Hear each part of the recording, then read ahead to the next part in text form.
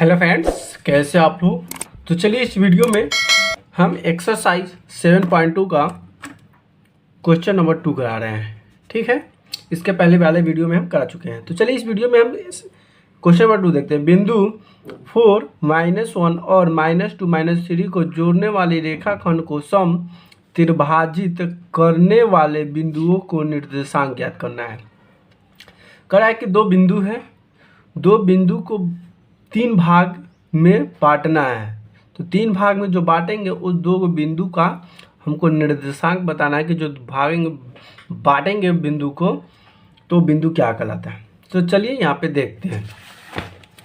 तो सबसे पहले तो हम क्या करेंगे, दो बिंदु लिए, मान लेते हैं कि यहाँ और यहाँ से चलते हुए आया यहाँ तक। ठीक है, एक लाइन हो गया। तो ये दोनों का बिंदु दे दिया, इसका हो गया 4 -1 और इस बिंदु का दे दिया -2 और -3। ठीक है, अब क्या कहा कि दो बिंदु बांटता है, तीन भाग में त्रिभाजित करता है। यानी कि त्रिभाजित का मतलब 3 भाग में बांटता है। देखिए यहाँ से दो बिंदु हम यहाँ लेंगे, फिर यहाँ से यहाँ लेंगे और यहाँ से यहाँ लेंगे। तो देखिए 3 भाग में बढ़ गया, 1 भाग, 2 भाग और 3 भाग। तो यहाँ से यहाँ का दूरी दिया हुआ है और यहाँ का दूरी दिया हुआ है। तो हमको क्या निकालना है, इस बिंदु का मान और इस बिंदु का मान निकालना है। ठीक है, तो चलिए अगर मान लेते हैं कि हमको यहाँ से M2 M1 पता नहीं है, यानी कि हमको अनुपात निकालना पड़ेगा। तो अनुपात निकालने के लिए अगर देखें यहाँ से A से और C तक जाइएगा तो यहाँ पे इसका अनुपात कितना हो जाएगा, 1 हो जाएगा। अगर C से अगर B की तरफ देखें तो इसका अनुपात 2 मानना पड़ेगा। उसी तरह से अब A से D तक जाएंगे, क्या करेंगे, A से D तक जाएंगे तो इसमें 2 आ रहा है तो इसमें हो जाएगा अनुपात इसका 2 और D से B तक का अनुपात हो जाएगा 1। समझ में आ गया। यहाँ से सिंगल था तो 1 अनुपात, इसमें डबल है तो क्या हो जाएगा 2 अनुपात, और इसमें यहाँ से यहाँ डबल जा रहे हैं, इसमें दो भुजा लिए तो यहाँ पे 2 और यहाँ पे सिंगल है तो इसका अनुपात 1 हो जाएगा। ठीक है, अब इसको हम बनाएंगे। अब यहाँ से स्टार्ट करेंगे, क्या हम यहाँ से स्टार्ट करेंगे हल। हल क्या हो जाएगा, ध्यान से देखना है। तो हल हो जाएगा कि माना कि CD, देखिए C और D ये ना कर रहा है, तो यहाँ से CD और B, तो CD के लिए क्या हो जाएगा, A का मान दिया हुआ है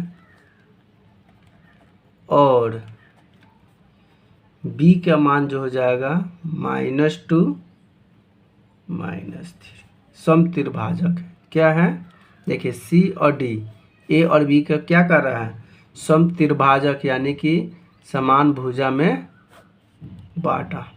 तो बांटा तो यहाँ से A और C, देखिए A और C ये भुजा, अनुपात हो जाएगा कितना, C और B का, तो इसका 1 अनुपात क्या हो जाएगा, 1 अनुपात 2 हो जाएगा। ठीक है, अब देखिए ये भुजा यहाँ से यहाँ की भुजा इस भुजा के बराबर होगा, यानी कि AD अनुपात हो जाएगा इसका D और B का।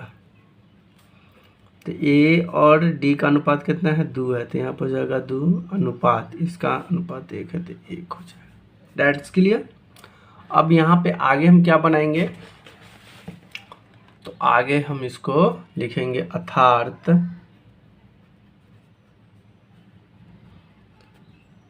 AB को 1 अनुपात 2 के अनुपात तथा D, ये D है, तो D जो है A और B का, ध्यान समझिएगा, ये D वाला भाग है, तो किसका हो जाएगा, A और D के बीच में वाला भाग है ना, तो इसको लिखेंगे कि D A तथा B को 2:1 अनुपात में बांटता है। क्या करता है? अनुपात में बांटता है। ठीक, जब बांटता है तो सी का निर्देशांक और हमें डी का निर्देशांक बताना है। तो चलिए, यहाँ से एक फार्मूला आपको पता ही होगा। एक्स बराबर फार्मूला होता है m1 गुना x2 प्लस m2 गुना x1 बटा में m1 जोड़ m2। तो m1 का मान इसमें क्या दिया हुआ है, तो देख लीजिए ध्यान से।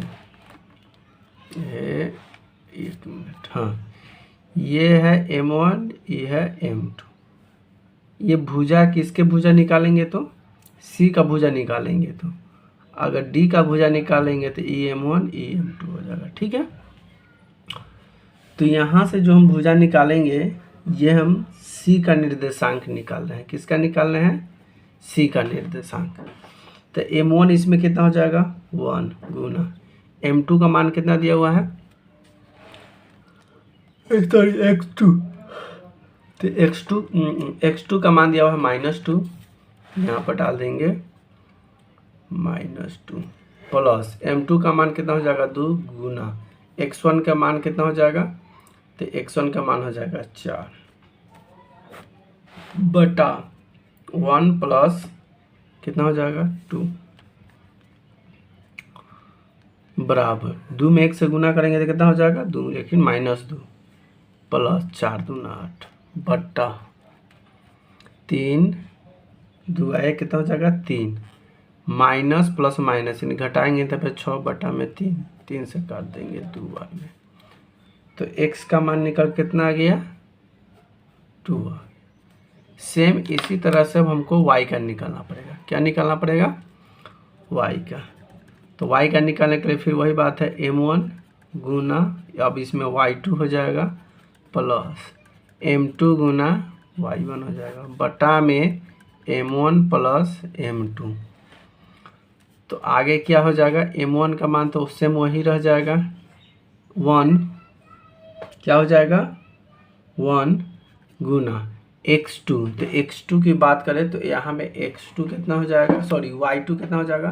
तो y2 जो हो जाएगा -3 उसमें दिया हुआ है, तो -3 हो जाएगा प्लस m2 की जगह पर 2 हो जाएगा गुना y1 के स्थान पर कितना है? y1 के स्थान पर -1 है तो -1 कर देंगे हम बटा में क्या हो जाएगा? 1 प्लस 3 2 में 1 से 3 में 1 से गुना करेंगे तो कितना हो जाएगा? 3 प्लस 2 1 कम 2 यानी कि -2 बटा में 2 1 3 हो जाएगा। ठीक है, अब यहाँ पे माइनस है 3 प्लस माइनस -2 क्या है? -2 बट्टा में 3 माइनस माइनस कितना होगा? प्लस, यानी कि 3 2 5 -5 बट्टा में 3 यानी कि y बराबर निकल कितना गया? -5 बट्टा में 3। और हमें c का निर्देशांक बताना है ना, तो c का निर्देशांक बताते हैं। यहाँ पर लिखेंगे c और पहले x का मान आया कितना? 2, तो यहाँ लिख देंगे 2 कॉमा, अब y का मान आया -5 बटा 2। तो ये c का निर्देशांक हो गया। अब हमें किसका निकालना है? अब हमें d का निर्देशांक निकालना है। तो चलिए अब d का निर्देशांक देखते हैं। तो d का निर्देशांक में हमको क्या हो जाएगा? तो d का निर्देशांक में हमें m1 और m2 क्या हो जाएगा? चेंज हो जाएगा। अब हमें m1 m2 दूसरे वाला लेना पड़ेगा। ठीक है, नीचे वाला लेना पड़ेगा। तो यहाँ से लिखेंगे कि d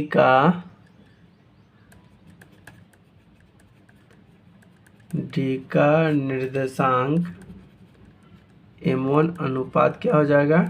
m2 हो जाएगा। तो इसके लिए अनुपात मेरा क्या था?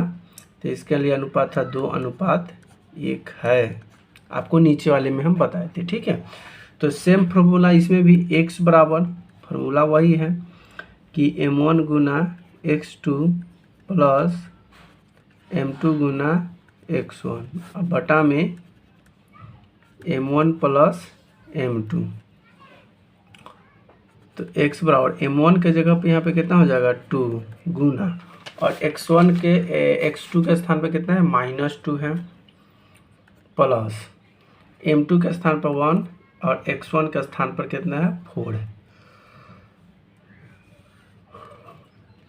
अब यहाँ पे m1 का स्थान कितना हो गया 2 + 1, तो इसको जोड़ेंगे 2 दूना 4, तो यहाँ पे -4 प्लस 4 एकम 4 बटा में 3, तो ये हो जाएगा 0 बटा में 3 = 0, यानी कि x का मान कितना आ गया 0 आ गया। अब हम क्या निकालेंगे y का निर्देश, y का मान निकालेंगे।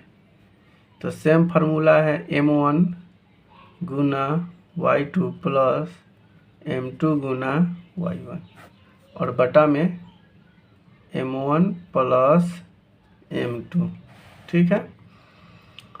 तो m1 के स्थान पर कितना है 2 है और y2 के स्थान पर कितना है, तो y2 के स्थान पर -3 है, प्लस m1 के स्थान पर कितना है 1 है, तो 1 लिख दीजिए, गुना y1 के स्थान पर कितना है -1, तो -1 बटा में 2 + 1, 3 दूना 6, तो यहाँ पे हो जाएगा -6 प्लस 1 में 1 से गुना करेगा तो कितना हो जाएगा -1 ही रह जाएगा, बटा में 3 हो जाएगा, ठीक है। तो यहाँ पे क्या हो जाएगा -6 प्लस -1 बटा 3, तो यहाँ पे हो जाएगा -6 और यहाँ पे प्लस माइनस माइनस, तो माइनस हो जाएगा माइनस माइनस प्लस, यानी कि -7 बटा में कितना हो जाएगा 3 हो जाएगा, यानी कि y का मान निकल के कितना आ गया -7 बटा 3। अब x का मान कितना आया था, x का मान आया था यहाँ पे 0, देख ले सकते, यहाँ पे x का मान 0 आ गया और यहाँ पे y का मान कितना निकल के आ गया, y का मान के -7, इसलिए d का निर्देशांक कितना हो जाएगा 0 × -7 बटा में 3, ये आंसर होगा। वीडियो कैसी लगी प्लीज़ कमेंट कर जरूर बताएं और चैनल पर नए तो चैनल को सब्सक्राइब जरूर कर लें। थैंक यू, धन्यवाद।